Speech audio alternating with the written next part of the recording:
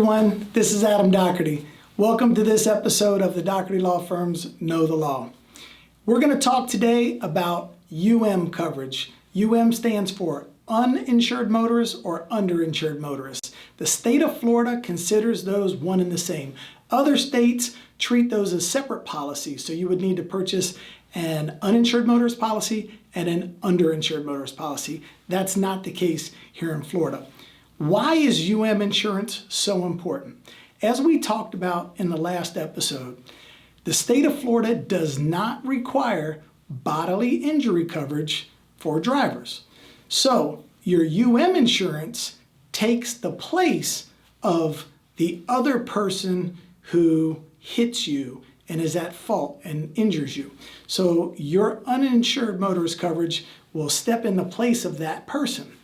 So as we discussed earlier, more than 1 in 4, 26.7% drive without insurance. When we add the number with bodily injury, it's much higher than that. So for those reasons, you want to protect yourself and your family by purchasing a policy. As is the case with your BI policy, the is going to be in the same increments, whether it's 10, 20, 25, 50, 50, 100, 100, 300. Your insurance company is only going to pay you or members of your family up to whatever that first number is, not to exceed the second number. So back to our 100, 300 hypothetical. Your insurance company will not pay you or your loved ones more than $100,000. If you're in a car with your spouse, significant other, your children, and there's more than 3 people in the car, the most that they'll pay out on a claim if you have a 100, 300 is $300,000. Now, here's the tricky part about You cannot decide to call your insurance agent and say, hey, listen, I want a lot of coverage. Give me $1 million in coverage. You can only purchase coverage in the same amount that you carry BI coverage. The state doesn't want you to insure yourself for more than you would someone else that's driving on the road. So if you carry a BI policy of 100, 300, the most you could carry is 100, 300.